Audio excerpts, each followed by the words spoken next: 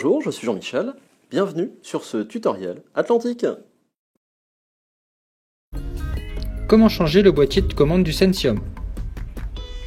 Pour cela, vous aurez besoin d'une visseuse, d'un tournevis porte-embout avec des embouts si possible aimantés, hexagonal de 3 et Torx de 10, d'un tournevis plat, d'une thé plate de 13, d'une pince à bec, de gants.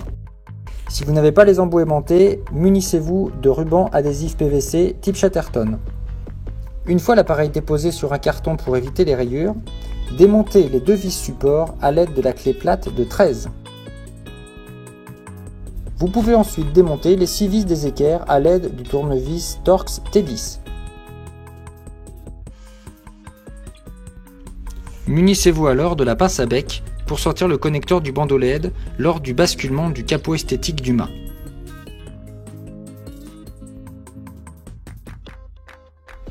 Une fois le connecteur bandeau sorti, faites attention au connecteur des boutons lorsque vous sortirez le capot de sa rainure. Déconnectez les fils des boutons.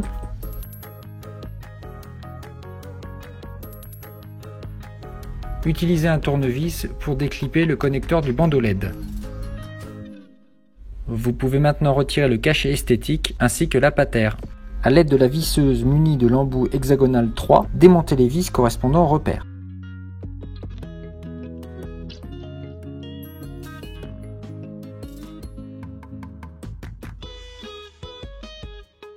Vous pouvez maintenant déconnecter l'interrupteur du mât, désolidariser la mécanique du support plastique. Vous avez maintenant suffisamment de place pour déconnecter les fils. Poussez tous les fils au fond de l'appareil avant de basculer le mât.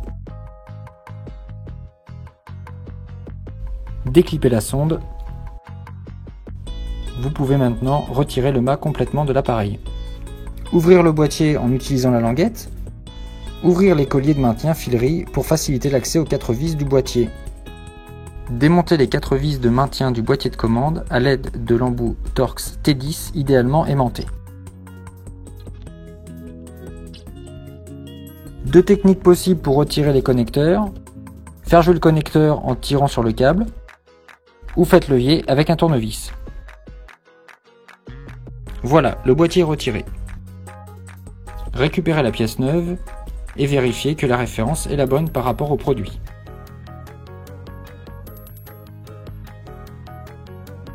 Pensez à retirer le film de protection du boîtier avant son remontage, car une fois fixé sur l'appareil, il est plus compliqué à enlever.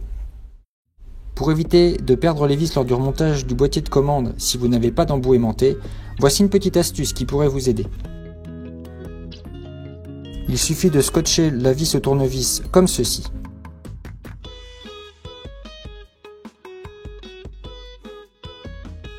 Ne serrez pas à fond pour pouvoir retirer le scotch facilement.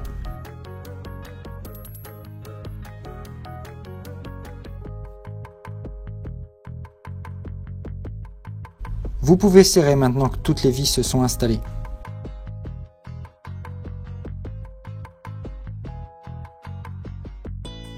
Ouvrez le nouveau boîtier pour brancher les connecteurs. Ne forcez pas, c'est peut-être juste le détrompage qui vous signale que vous inversez les connecteurs. Fermez le boîtier et remettez le faisceau dans les colliers de maintien.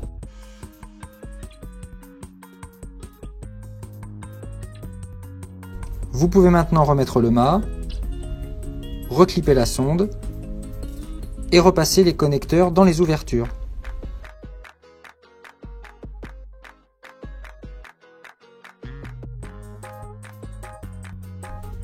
Faites attention aux connecteurs des boutons, ils sont à passer dans les ouvertures avec les arrondis. Si le mât ne se plaque pas bien, vérifiez sur le côté que de la filerie ne gêne pas.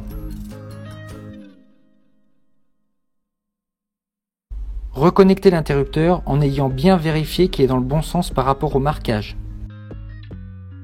Connectez les fils.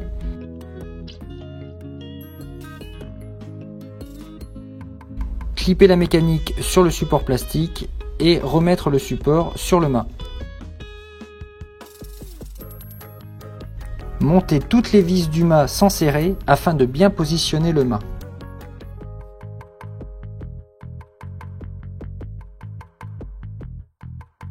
Vous pouvez serrer maintenant que toutes les vis sont installées.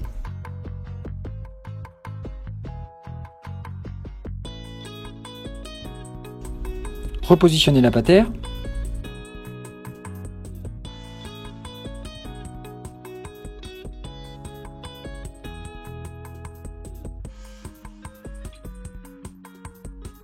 Reconnectez les fils des boutons ainsi que le connecteur bandeau.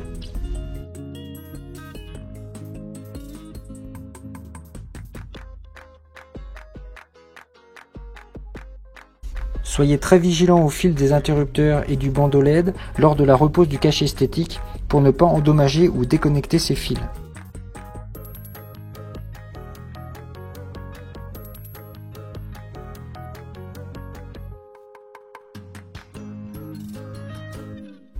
Une fois le cache esthétique remis en place, vous pouvez fixer les équerres,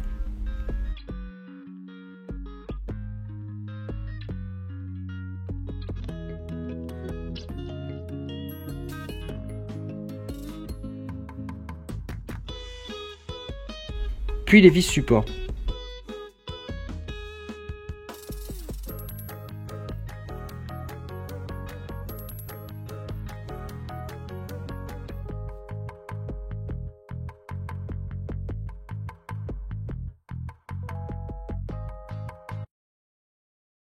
Et voilà, c'est fini, en espérant que cette vidéo vous aura aidé. À bientôt pour un nouveau tutoriel sur notre site atlanticpro.fr.